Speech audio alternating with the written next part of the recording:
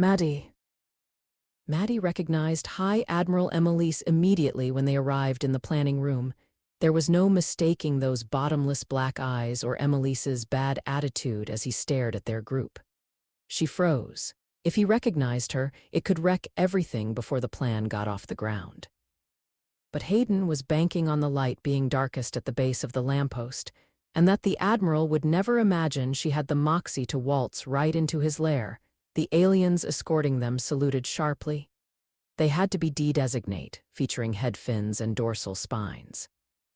Courtesy of her extensive studies, she knew they were more prone to militancy than E-designates, but also more obedient and comfortable conforming to social hierarchy. That must be why the Admiral had so many on his ship.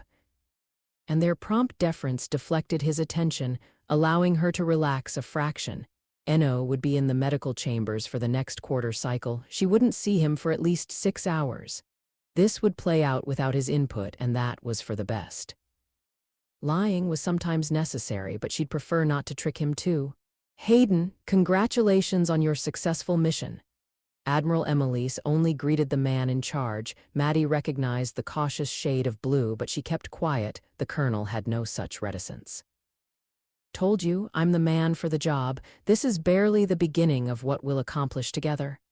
You brought 2 more humans, the Admiral said with a flare of deep indigo that communicated profound distaste.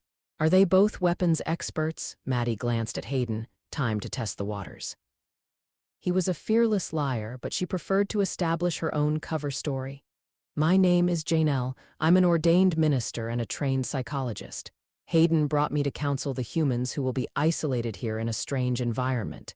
If they're not mentally healthy, they can't be productive. That's all true. She'd gotten ordained online because she'd promised to officiate for Pierce and Izzy if they ever tied the knot.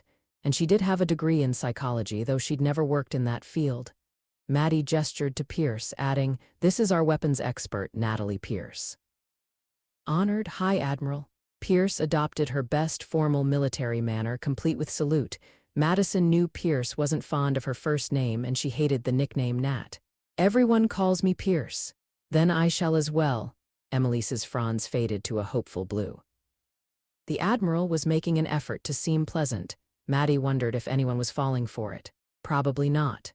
Hayden didn't fall for bullshit, and he'd handpicked the people involved in this team. She did her best to keep a neutral expression, but her poker face could frankly use some improvement. Thankfully, she wasn't the focus in this conversation. Good to be here, Pierce said without relaxing her posture. The Admiral liked that, judging by the brightening of his fronds. According to the assessment materials he'd sent to the diplomatic corps before the hammer came down, he found humans woefully lacking in dignity, discipline, and self-restraint. And he'd called their tendency toward individualism nothing short of a plague that would infect the coalition and bring about its downfall. Depressing read, that damned dossier. Pierce, has Hayden explained the scope of the work? I'll need a list of supplies, and I expect regular updates. Do not attempt to deceive me. Depends, do you want the planet blown to pieces or just rendered uninhabitable? Pierce asked without missing a beat. Maddy had never known Pierce to lie, but she was certainly a better actor than the Admiral, whose fronds flashed red with alarm. Amazing how easy it is to forget I'm dealing with violent apes. The Admiral tried to recover, belatedly seeming to recall he needed them. Forgive me, I have no intention of destroying the Earth. That would be barbaric. I only intend the termination of the human species.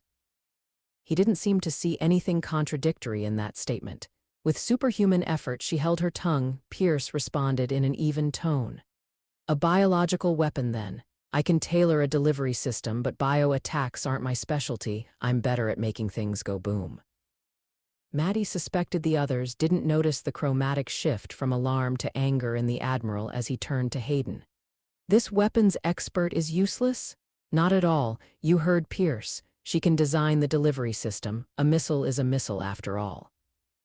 We can collaborate to engineer a virus or a germ to serve as the payload. We just might need a little more help. Maddy suppressed a smile as Emelise turned an exasperated blue. Our computers have a wealth of medical information that the other expert can use. No problem then. Hayden could smile at his firing squad. They will work remotely, warned the admiral. Humanity must be exterminated. I won't have it migrated to this ship. There are security concerns with that suggestion, and I'm sure you're aware that we're social animals. Hayden said in a deceptively mild tone. She'd heard him sound like that just before he punched somebody. Maddy didn't have to interpret the look Hayden and Pierce shared. Then Pierce added, he's right. A remote connection offers the opportunity for our transmissions to be intercepted by Earth authorities. Plus, we'll function better as a team and we'll need a small squad to accomplish this mission. Maddy tensed. They were testing him, seeing if he'd give an inch so they could take a mile. The admiral might jump either way. It really depended on how much he believed this was a feasible plan, Emily's finally said, a very small squad human Hayden Flynn Wilder, and if I agree, Captain Enocience will be in charge. Maddy savored the admiral's defeat. Hayden definitely had his good points. He'd said they were about to sell ice in the Yukon. Now it was time to whittle away at the iceberg they'd managed to move for an incredibly low price. To his credit, the colonel didn't gloat. I was just going to suggest that, Admiral,